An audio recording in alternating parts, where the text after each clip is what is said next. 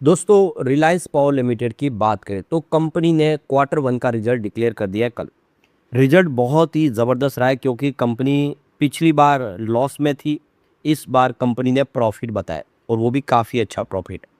तो ये टेंशन कम हुआ, कंपनी लॉस में से पहली बार प्रॉफिट में आ गई है। काफ़ी समय का पिछली बार रिजल्ट कमज़ोर था और इस रिजल्ट के बाद आगे की क्या संभावना बनी, क्योंकि स्टॉक के अंदर तो आज अच्छी तेज़ी बन रही है इस रिजल्ट के बाद। लेकिन प्रॉब्लम यहीं पे ख़त्म नहीं हो रही है। कंपनी के लिए बहुत सारी प्रॉब्लम अभी भी बनी हुई है, जैसे कि इनकी सब्सिडीज़ कंपनी के ऊपर कार्रवाई चल रही है। दिवालिया प्रक्रिया की कार्रवाई की संभावना बनने लगी रिलायंस पावर पे। ईडी, सीबीआई का मामला चल रहा है। तो क्या है पूरी बात? क्या रिलायंस पावर इस रिजल्ट के बाद आगे बढ़ने की कोशिश होगी या फिर अभी भी दबाव बाकी है? उन सारी बातों को समझेंगे, रिजल्ट को अच्छे से समझेंगे। इस बार क्या-क्या अचीव किया और क्या आने वाले समय आगे कंपनी करेगी और क्या आगे की रणनीति बनेगी? इन सारी बातों को समझेंगे। लेकिन फ्रेंड्स, उससे पहले अगर आप पहली बार हमारे चैनल पे आए तो चैनल को सब्सक्राइब कर दीजिए, एक बेल आइकॉन दबा दीजिए ताकि जब भी नया वीडियो बने पहला नोटिफिकेशन आपको मिले। वीडियो पसंद आए तो लाइक से जरूर कीजिए। चलो फ्रेंड्स, वीडियो स्टार्ट करते हैं। मैं हूँ आपका दोस्त एसबी दवे और हमारे अपने चैनल ऑनलाइन कमाई में आपका बहुत बहुत स्वागत है। सबसे पहले रिलायंस पावर के कारोबार की बात करें तो 24.67 पर स्टॉक इस समय ट्रेड कराए। 1.77% की यहाँ पे तेजी देखने को मिल रही है। तो कल 24.24 पर क्लोजिंग थी और आज 24.42 पर पॉजिटिव शुरुआत हुई। इंट्राडे में यह 25.30 तक चला गया, 25 को पार कर गया। वैसे लो बना वो 24.24 का, जो कल की क्लोजिंग प्राइस थी। कल की क्लोजिंग प्राइस तक गया, उसके बाद में अच्छी खासी हमने तेजी देखी है। इस रिजल्ट के बाद खरीदारी देखने को मिल रही है। तो कंपनी ने अपना क्वार्टर वन का रिजल्ट डिक्लेयर कर दिया है और इसका फ़ायदा बिल्कुल देखने को मिला। बेहतर रिजल्ट के दम पे स्टॉक में आज 3% के आसपास की तेजी बनी और 25.30 का हाई बना दिया। हालांकि देखिए कि एक साल पहले जून 2025 में शेयर की जो प्राइस थी वो 70 रुपीज़ के आसपास थी, जो तब से लेकर अब तक इस शेयर में करीब 64% की गिरावट ऑलरेडी हो चुकी है। तो 70 रुपये से लगातार गिरते हुए 25 के आसपास आया है। तो कंपनी की तरफ से जानकारी दी गई एक्सचेंज को, उसमें बताया कि इस बार कंपनी का जो इनकम और प्रॉफिट दोनों ही अच्छे तरीके से बढ़ा है, शानदार बढ़ा है।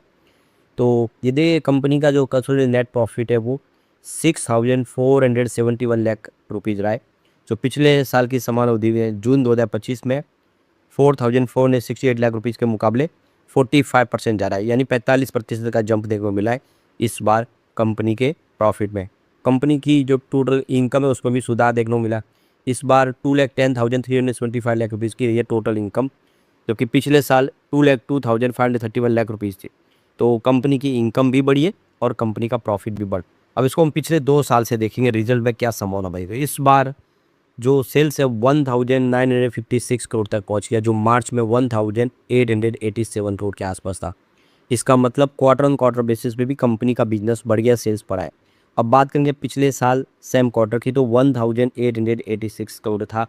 इसका मतलब ईयर ऑन ईयर बेसिस पे भी अच्छा खासा सेल्स बढ़ गया। अगर हम बात करेंगे जून 2024 की तो ये 1992 करोड़ के आसपास था, जिसके मुकाबले अभी भी थोड़ा कम है, यानी 24 के मुकाबले आपको कंपनी का बिजनेस थोड़ा सा कम होता हुआ दिखाई देगा। अब बात करेंगे खर्च की तो इस बार 1394 करोड़ का खर्च बढ़ा है, जो पिछले क्वार्टर में 1311 करोड़ के आसपास था। इसका मतलब क्वार्टर ऑन क्वार्टर बेसिस पे खर्च बढ़ा है क्योंकि सामने बिजनेस भी बढ़ा है। अगर हम बात करें पिछले साल सेम क्वार्टर की तो 1321 करोड़ के आसपास था। इसका मतलब ईयर ऑन बेसिस पे भी यहाँ पे खर्च आपको बढ़ता हुआ दिखाई देगा। और अगर हम बात करेंगे 2024 की तो 1342 करोड़ के आसपास था। इसका मतलब 2024 के मुकाबले भी खर्च बढ़ गया, जबकि 24 में तो हमने बिजनेस बढ़ते हुए देखा था। अब बात करेंगे ऑपरेटिंग प्रॉफिट की। इस बार 562 करोड़ का ऑपरेटिंग प्रॉफिट बताएं, जो मार्च के मुकाबले कम है क्योंकि मार्च क्वार्टर में 576 करोड़ का ऑपरेटिंग प्रॉफिट था। तो बिजनेस बढ़ा हो लेकिन ऑपरेटिंग प्रॉफिट घटा है। अगर हम बात करेंगे पिछले साल सेम क्वार्टर की तो 565 करोड़ के आसपास था, यानी ईयर ऑन बेसिस पे भी ऑपरेटिंग प्रॉफिट घटा है। तो ये कंपनी के लिए अच्छी बात नहीं है। वैसे जून 2024 में ये 651 करोड़ के आसपास था, तो इस समय ऑपरेटिंग प्रॉफिट काफ़ी नीचे है।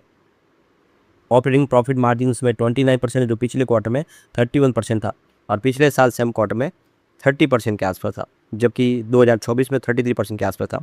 इसका मतलब प्रॉफिट मार्जिन में कमी आई है। अब यहाँ पे हम करें अदर इनकम की बात। इस बार 147 करोड़ की अदर इनकम हुई है कंपनी की, जबकि पिछले क्वार्टर में 323 करोड़ माइनस थी और इसी वजह से ये प्रॉफिट का जो आंकड़ा है वो लॉस में बदल गया क्योंकि 323 करोड़ की अदर इनकम माइनस में चली गई थी। तो ये देखिए उसको अगर लेस करेंगे तो भी लॉस तो है कंपनी को, लेकिन वो कम होता। अब इस बार प्रॉफिट में 147 करोड़ जुड़ गया। अदर इनकम पिछले साल सेम क्वार्टर में भी इतनी थी, लगभग 140 करोड़ के आसपास। तो साल दर साल के हिसाब से तो रकम सेम ही है। 24 में ये 77 करोड़ के आसपास थी। अब बात करेंगे प्रॉफिट बिफोर टैक्स की, तो 116 करोड़ का इस बार प्रॉफिट बताए, जबकि पिछले क्वार्टर में 426 करोड़ का लॉस था। तो ये आप क्लियरली देख सकते हो कि लॉस से प्रॉफिट में आई है कंपनी। वैसे पिछले साल सेम क्वार्टर में 72 करोड़ का प्रॉफिट था, इस बार प्रॉफिट बढ़ा है। अदर इनकम लगभग सेम है, प्रॉफिट आप देखो क्लियरली तो काफ़ी अच्छा बढ़ गया है, 72 करोड़ से 116 करोड़ तक पहुंच गया। और जून 2024 में 73 करोड़ का लॉस था कंपनी को। तो फाइनली ये आंकड़ा अच्छा है, इस बार देखने को मिला है। अब यहाँ पे अगर हम बात करेंगे नेट प्रॉफिट की, तो सब काट कुटा के देखिए 65 करोड़ का कंपनी को प्रॉफिट हुआ है। पिछले क्वार्टर में 494 करोड़ का भारी भरकम लॉस था। 500 करोड़ के लॉस से 65 करोड़ के प्रॉफिट में आई है। इसी वजह से एक पॉजिटिव माहौल बना। पिछले साल सेम क्वार्टर की बात करें तो 45 करोड़ का प्रॉफिट था, तो पिछले साल के मुकाबले भी अच्छा खासा प्रॉफिट बढ़ गया। और जून 2024 में तो 98 करोड़ का लॉस था, यानी आके ये प्रॉफिट वाला आंकड़ा काफ़ी अच्छा है। EPS 0.16 रुपये तक पहुंच गया, जो पिछले क्वार्टर में -1.11 रुपीज़ के आसपास था। और पिछले साल सेम क्वार्टर की बात करें तो ये 0.11 रुपये के आसपास था, जबकि 24 में -0.24 रुपीज़ था, यानी EPS अच्छा खासा बढ़ गया। रिजल्ट में इस बार उम्मीद हमने देखी है काफ़ी बेहतर हुई है।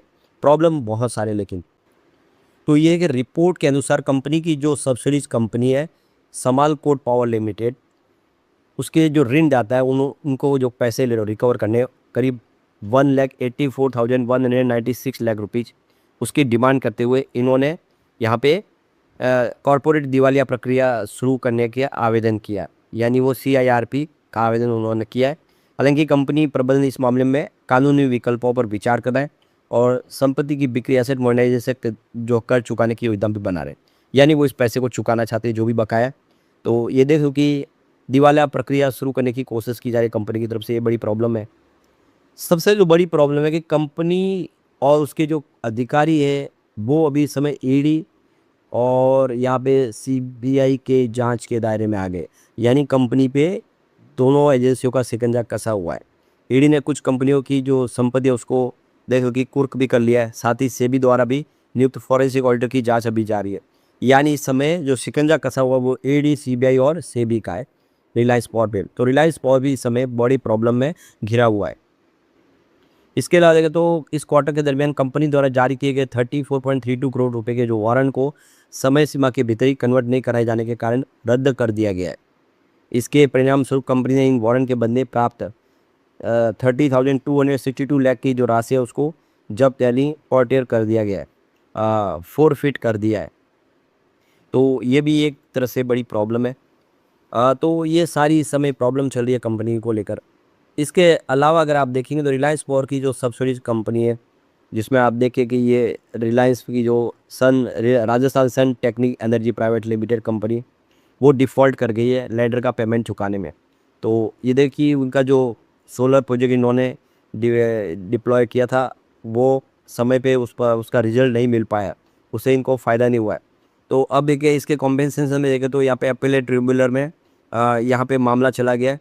वैसे इलेक्ट्रिसिटी डिपार्टमेंट की तरफ से इसको सुप्रीम कोर्ट से स्टे मिला है, लेकिन ये बड़ी प्रॉब्लम है कि रिलायंस पावर की कंपनी इस समय बड़ी प्रॉब्लम है। राजस्थान सन टेक्निक और समालकोट पावर प्रोजेक्ट है, उसको लेकर भी यहाँ पे कॉर्पोरेट गारंटी दी गई कंपनी की तरफ से। इस वजह से इंसॉल्वेंसी प्रोसेस की प्रक्रिया आगे बढ़ सकती है। वो अपने लीगल राइट तलाश रहे कोई रास्ते निकालने की, लेकिन बहुत सारी प्रॉब्लम है। ये सारी प्रॉब्लम देख के लग रहा है कि रिलायंस पावर का रिजल्ट भले बेहतर हो, लेकिन चिंता है अनिल अंबानी को इन सारी प्रॉब्लम से बाहर निकलना होगा, तब जाके कंपनी की स्थिति बदलेगी। लेकिन अभी भी प्रॉब्लम में है रिलायंस पावर।